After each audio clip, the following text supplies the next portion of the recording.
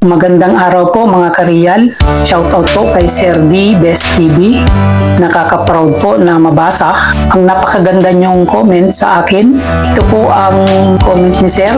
Sulit po magpagawa diyan.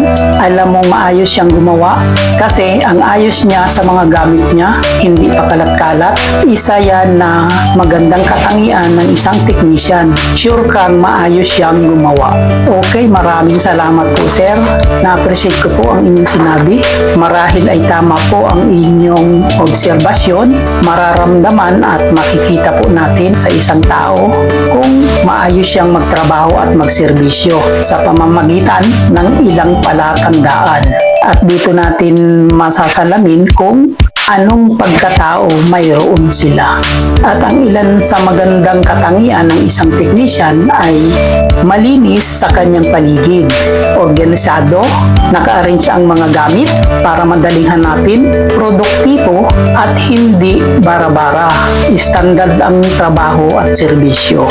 Diyan po natin masasalamin ang magandang katangian ng isang technician. Kung aprobado po ito sa inyo, paki-like and share naman po para malaman din ng iba.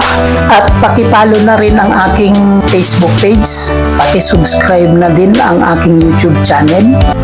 At bago ko po makalimutan, shoutout nga po pala sa lahat ng aking mga relatives dyan sa Marinduque, sa Santa Mesa, Dawisgasan, Marinduque. Shoutout po sa inyo dyan. At ganun din kay Sir Alfonso Puntod ng Biliran, Binangunan, Rizal, Ray Nudo ng Tondo, Jeffrey Osorio ng Sarangani Province, CK Trading, si Dario R, Ray Abdurasid ng Hulusulu, Edgardo J.R. Dato ng Bataan, Lorenzo Advincula Jr., Roberto Tibajares ng Antique, The Best TV, Gilberte, Ricky Muyo, kay Sir Tinting 63 TV Vlog, at sa marami pang ibang hindi ko mabanggit. Sa mga gusto kong matuto ng pag-repair ng electric fan, washing machine, rice cooker, at iba pang video kong ina-upload, paki-subscribe na lang po ng aking munting channel.